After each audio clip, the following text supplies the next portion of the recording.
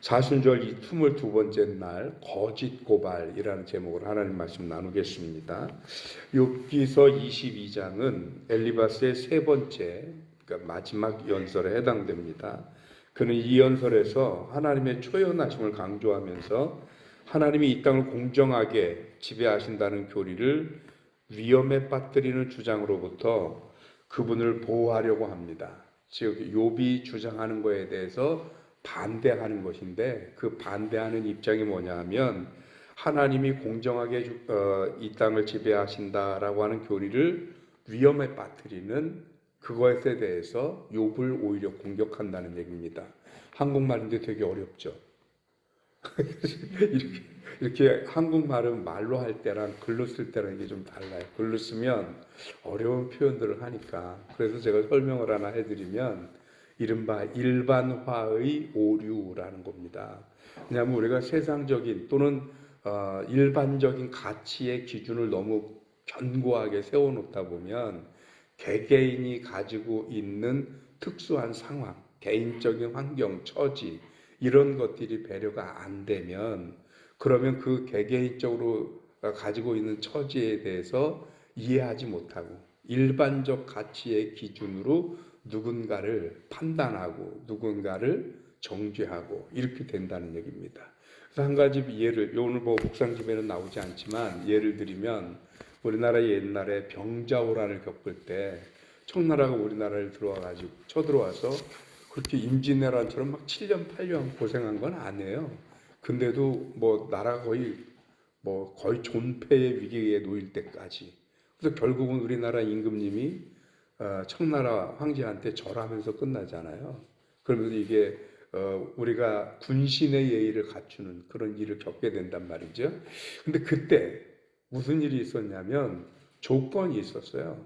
여러 가지 조건 중에 뭐 조공도 바치고 그랬지만 사람도 바쳤어요. 사람도 1년에 몇 명씩 뽑아서요, 몇백 명 몇천 명씩 뽑아서 청나라의 노예로 뭐로 보냈단 말이에요.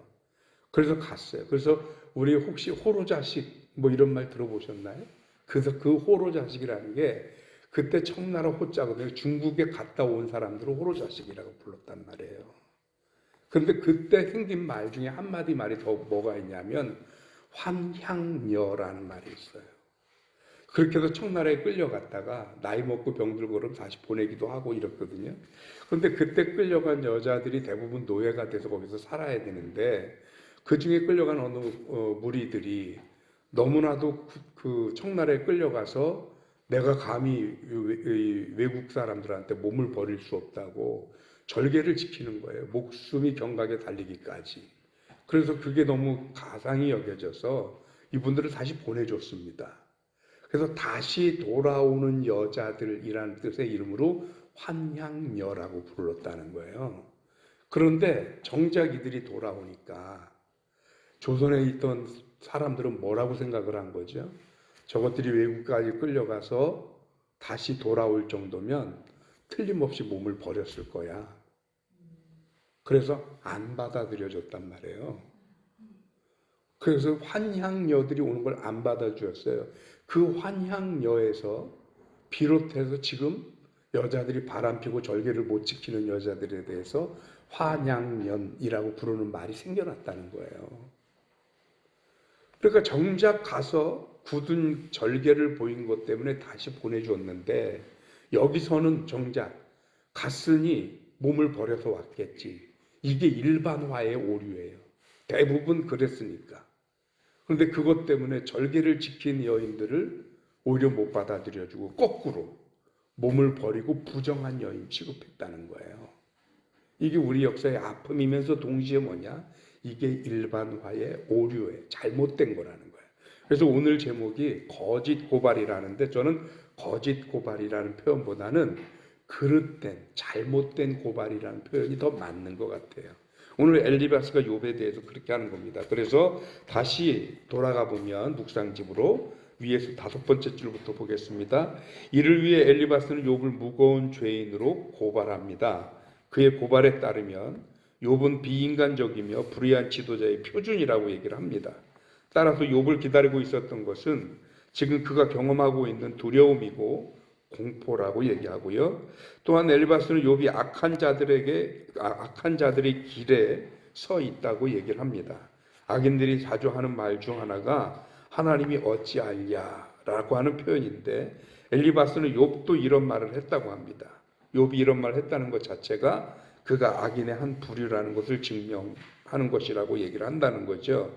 그러면서 엘리바스는 욥에게 마지막 충고를 하는 거예요. 그게 뭐냐? 전능자에게로 돌아가라. 그러면 네가 다시 지음받을 것이고 다시 세워질 것이고 다시 회복될 것이다 라고 얘기를 하고 있습니다. 그런 확신으로 얘기를 하는데, 근데 여기서 지금 제가 아까 말씀드린 이 엘리바스에게서 정말 중요한 오류가 하나 발견된 건데, 그게 일반화의 오류라는 것입니다. 그가 지금껏 배웠던 전통적인 교리, 가르침, 교훈, 규례 이런 거 다 좋아요. 근데 그거를 일반적 기준을 가지고 욥이 가지고 있는 특수한 상황 또는 아주 개인적인 처지, 이것에 대해서 배려를 하지 못하다 보니까 그런 욥에 대해서 인간적인 배려, 그 개인적인 형편에 대한 이해, 이거는 없어요. 그리고 일반적 기준으로 볼 때 그건 죄다, 잘못이다 라고 정죄만 하더라는 거죠. 여러분, 바라기는 우리들이 신앙생활하면서부터 일반적인 견해가 잘못되진 않았어요. 왜냐하면 일반적 가치, 그러니까 우리가 상식적으로 가지고 있는 그런 도리들이 있잖아요. 그런 것들은 우리들의 삶의 방향을 정해준 아주 중요한 거예요. 신앙생활하면 적어도 이걸 해야 된다. 우리가 사람이라면 이렇게 살아야 된다. 라는 일반적 가치들이 있잖아요. 그거는 우리들이 나름대로 지키고 세워가야 되는 거예요. 틀리지 않습니다. 오늘 엘리바스가 욥에게 하는 말이 틀린 말이 하나도 없어요. 말인즉슨 구구절절 다 옳아요.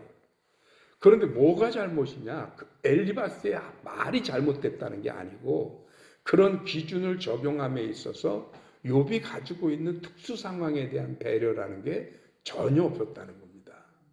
그래서 우리들도 마찬가지예요. 일반적인 견해로 보면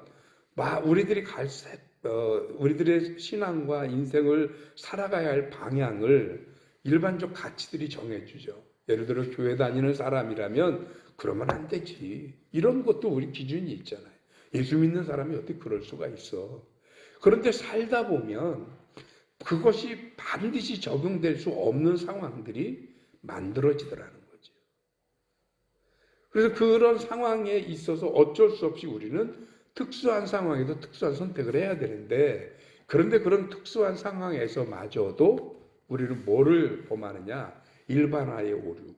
그래도 이렇게 해야지 라고 얘기한다면 그것은 너무나도 가혹하거나 또는 오늘 우리 묵상집이 얘기하는 것처럼 잘못된 고발일 수 있다는 것입니다.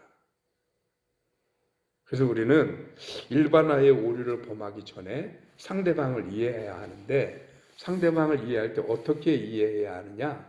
역지사지의 입장이죠. 내가 그 사람이었다면 하는 서로 다른 그런 상황을 대입하는 거예요. 내가 그 사람이고 그 사람이 나라면 이라는 기준이 서야, 그래야 일반화의 오류에서 벗어날 수 있고 함부로 남을 정죄하거나 판단하는 그런 죄를 범하지 않을 수 있더라라고 하는 것입니다. 바라기는 저와 여러분들이 어떤 우리들의 신앙적 기준을 갖는 건 굉장히 중요해서 그것이 우리들의 신앙과 삶을 이끌어가는 기준은 되겠습니다마는, 그것을 가지고 모든 사람에게 엄격한 잣대로 들이대면서 정죄하는 잘못된 고발을 하지 않기를 주님의 이름으로 축원합니다. 기도하겠습니다. 하나님, 우리들의 신앙생활을 함에 있어서 우리들의 삶에 우리 조상들의 가르침이나 성경의 가르침이나 전통적인 교리가 우리의 신앙생활의 분명한 기준이고 표준이 됨을 믿습니다.